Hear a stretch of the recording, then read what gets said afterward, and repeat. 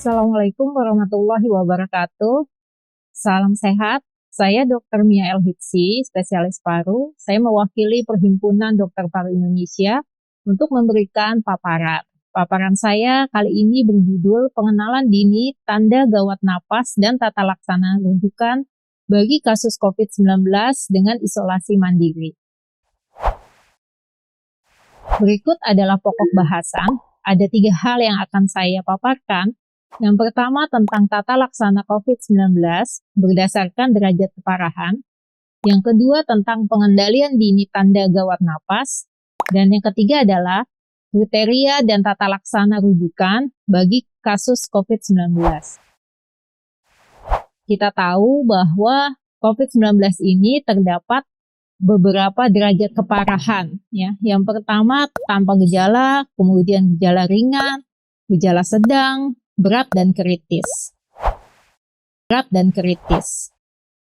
Ya, kita tahu bahwa beberapa hal yang menyebabkan klasifikasi ini ya pada gejala COVID ringan adalah COVID yang tanpa pneumonia atau tanpa hipoksemia. Hipoksemia adalah kekurangan oksigen dalam darah ya.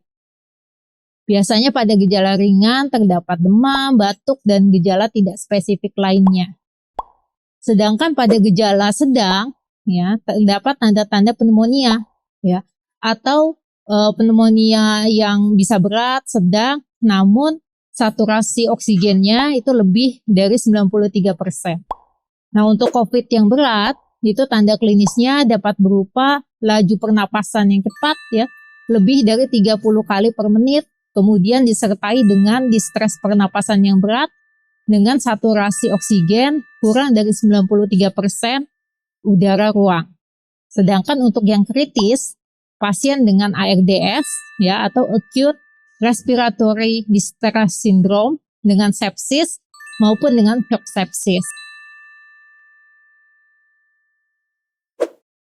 Ya, berikut adalah bagaimana kita mengklasifikasikan pasien ketika pasien datang pertama kali ke kita ya. Berobat ya. Kita harus lihat dulu apakah pasiennya dalam keadaan berat. Keadaan berat itu seperti apa? Yang pertama, frekuensi napasnya cepat ya, lebih dari 30 kali per menit. Atau saturasi oksigen dengan udara ruang itu kurang dari 93% ya.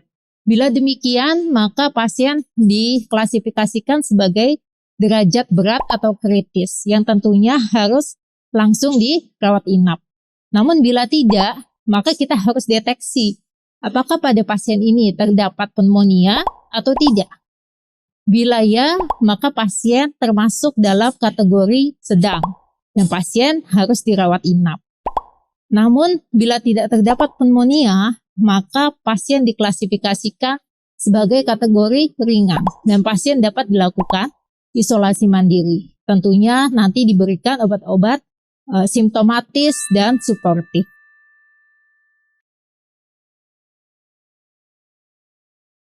Nah, ini adalah bagaimana kita menindaklanjuti pasien setelah kita diagnosis pasien di awal ya. Untuk tanpa gejala atau pasien dengan gejala ringan, maka pasien dapat dilakukan isolasi mandiri di rumah. Sedangkan untuk pasien gejala sedang dan berat, kita harus melakukan rawat inap bagi pasien. Nah, masalahnya ketika kita di awal mendeteksi pasien atau mengklasifikasikan pasien tanpa gejala atau gejala ringan di awal, apakah pasien ketika isolasi mandiri akan selamanya menjadi pasien yang tanpa gejala, selamanya menjadi pasien dengan gejala ringan? Nah, karena bisa jadi pasien tanpa gejala atau gejala ringan di awal, selama isolasi mandiri, dia dapat berpindah ya, beralih menjadi gejala sedang atau bahkan gejala berat atau sampai kritis. Nah, inilah yang harus kita deteksi selama isolasi mandiri di rumah.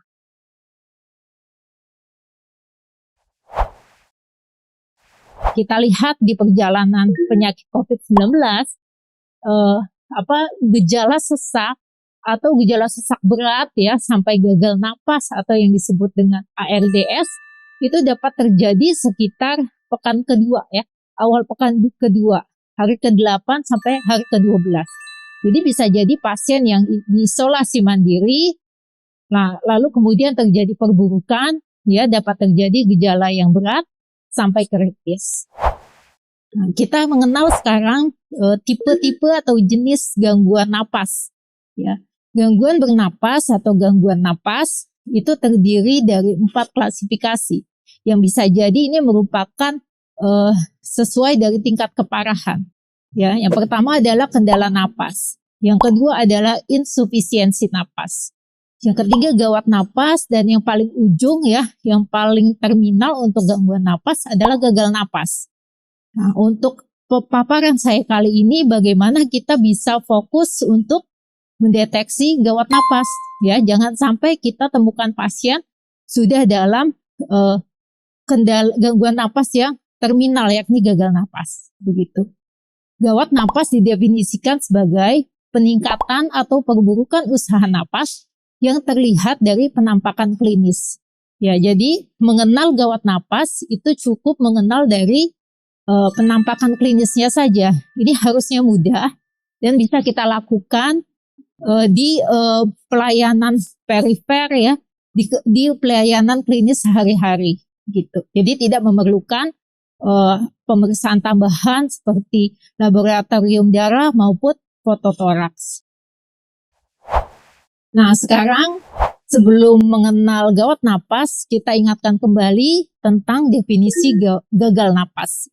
Gagal napas terjadi jika terjadi gangguan pertukaran oksigen dan karbon dioksida sehingga mengganggu proses metabolisme.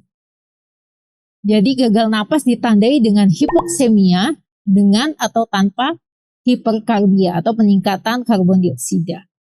Gagal napas dibagi menjadi 2, tipe 1 yakni tipe hipoksemik maupun tipe 2 tipe hiperkapnik. Ya, pada gagal napas tipe 1 biasanya terjadi karena kegagalan oksigenisasi, ya. Yang gagal napas tipe 2 biasanya terjadi akibat kegagalan dari ventilasi.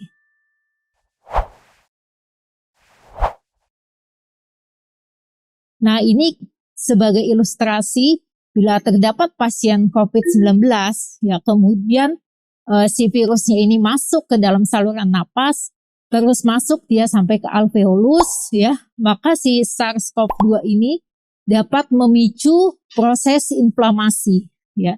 Inflamasi baik inflamasi innate maupun inflamasi seluler.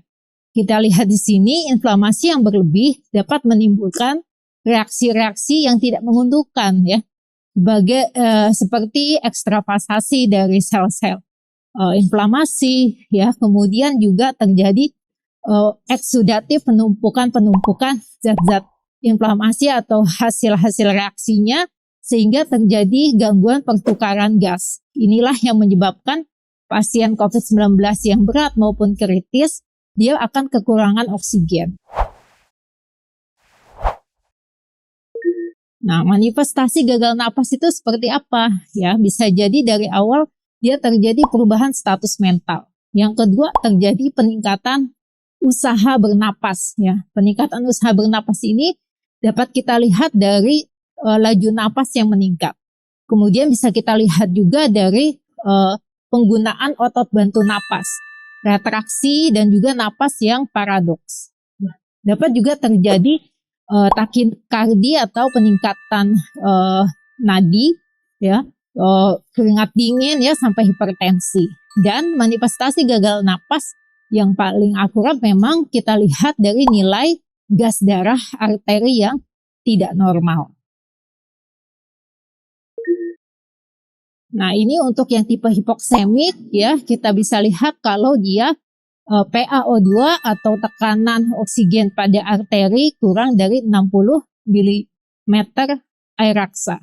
Kemudian saturasi, baik saturasi pulse, oximetri maupun saturasi dalam arteri itu kurang dari 90%, 91%. Atau juga rasio PaO2 dibagi dengan fraksi oksigennya kurang dari 300. Nah, untuk gagal napas tipe hiperkapnik, itu adalah tipe hipoksemik ditambah dengan peningkatan karbon dioksida lebih dari 50 cm air, ya, dengan pH yang kurang dari 7,35, begitu. Nah, jadi intinya ya, pasien dengan kendala napas atau insufisiensi napas di awal dapat terjadi perburukan berupa gawat napas dan juga bisa terjadi perburukan lebih buruk lagi, yakni gagal napas.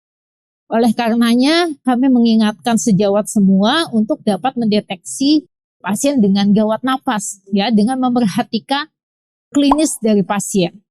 Ya, terutama pasien yang sedang isolasi mandiri. Jadi pasien dengan isolasi mandiri pun kita harus melakukan pemantauan yang tentunya teknisnya akan bergantung dari kesiapan fasilitas dari masing-masing pelayanan kesehatan.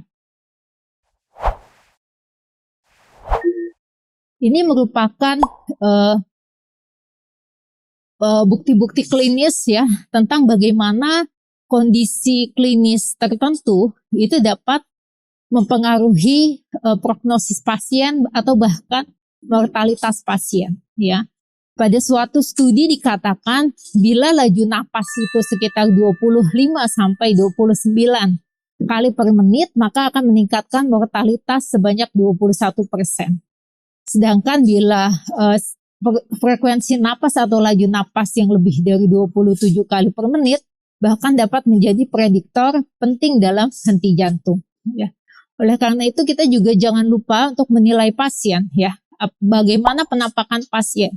Adakah cemas, gelisah, agitasi ya, atau sianosis ya, kebiruan ya, dan tanda-tanda sesak lainnya. Usaha dan frekuensi napas juga perlu kita hitung dengan benar ya. Frekuensi napas itu dihitungnya dalam 1 menit. Ya, jangan kita hitung misalkan 20 detik kemudian kita kalikan 3 ya, tapi kita betul hitung dalam 1 menit.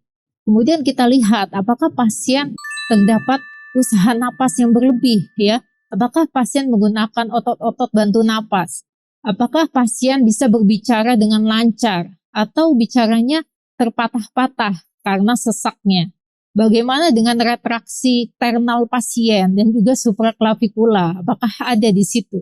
Bila iya, berarti pasien memang terdapat peningkatan usaha napas. Kemudian juga jangan lupa kita lakukan auskultasi paru, ya. Apakah ada suara napas tambahan? Apakah ada suara napas yang tidak normal? Misalkan terdapat stridor, berarti pasien memang ada gangguan saluran napas atas, demikian ya.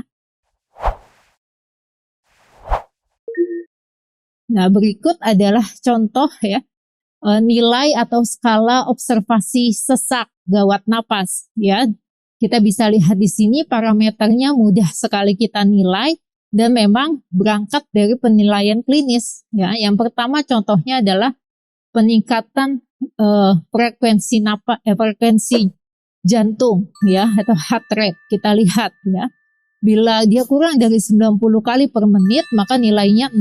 Namun bila 90 sampai 100 nilainya 1. Dan bila terjadi takikardi lebih dari 110 kali per menit maka nilainya 2. Demikian juga kita dapat menilai untuk parameter yang lain seperti frekuensi napas ya, apakah pasien ada tanda kelelahan dalam bernapas ya. Kemudian apakah terdapat napas yang paradoks? Apakah terdapat penggunaan otot bantu napas, dan lain sebagainya. Untuk ini dapat dilakukan penilaian, kemudian kita lihat skornya. Nah ini ya, skor totalnya. Bila nilai skor total dari skala ini 0 sampai 2, maka pasien tanpa gawat napas. Bila nilainya 3 sampai 4, maka pasien terklasifikasi sebagai gawat napas ringan. Untuk yang nilainya 4 sampai 6, gawat napas sedang, dan bila lebih dari 7 maka pasien terkategori sebagai gawat napas berat atau bahkan sudah gagal napas bila dilakukan pemeriksaan laboratorium. Nah, untuk gawat napas sedang dan berat atau tanpa gawat napas tapi saturasinya kurang dari 94%, maka pasien perlu dirujuk.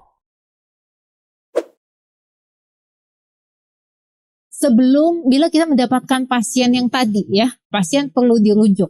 Maka sebelum dirujuk, kita harus langsung memberikan terapi oksigen pada pasien. Ya, jangan sampai pasien diberikan terapi oksigen bila sudah sampai di tempat rujukannya. Tidak, tapi airway, breathing, dan circulation itu tetap kita utamakan di awal. Ya, kita lihat penilaian awal. Apakah pasien terdapat gangguan dari patensi jalan napas? Apakah pasien terdapat henti jantung? Bila ya, maka pasien terindikasi untuk intubasi. Maka kita perlu intubasi pasien ya sambil kita rujuk pasien. Bila tidak, maka kita lihat apakah pasien termasuk pada distres pernapasan yang berat. Misalkan laju napasnya lebih dari 30, saturasinya kurang dari 94 gitu. Bila iya, maka kita perlu berikan terapi oksigen yang paling optimal yang kita punya. Contoh, kita punya nasal kanul atau kanula hidung, kita berikan 6 liter per menit. Bila kita mempunyai masker tanpa hirup ulang misalkan, kita berikan 15 liter per menit. Kemudian kita lakukan penilaian minimal 30 menit dalam 1 jam pertama. Setelah itu kita nilai setiap jamnya. Ya. Bila terjadi perbaikan maka kita pertahankan. Bila tidak, maka pasien sebenarnya memerlukan terapi oksigen lainnya yang lebih advance atau ventilasi, bantuan ventilasi.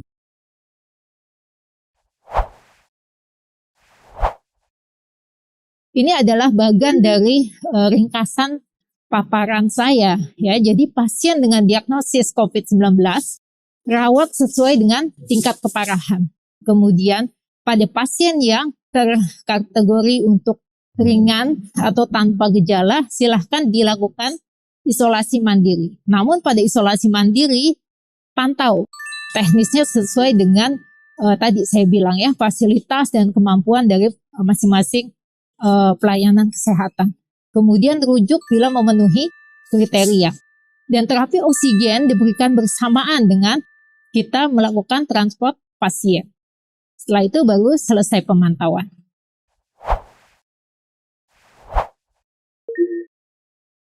Jadi saya dapat simpulkan bahwa diperlukan penilaian gejala sesuai derajat keparahan COVID-19 saat diagnosis awal. Yang kedua, gejala sedang, berat, dan kritis tentunya dirawat di rumah sakit. Pasien dengan isolasi mandiri dengan gawat napas sedang, berat, atau gawat napas ringan dengan saturasi oksigen di bawah 94% selama pemantauan isolasi mandiri, maka perlu dirujuk. Terapi oksigen yang rasional untuk semua kasus perlu dilakukan, ya, sambil kita melakukan perujukan pasien. Demikian paparan yang bisa saya sampaikan. Terima kasih atas perhatiannya. Wassalamualaikum warahmatullahi wabarakatuh.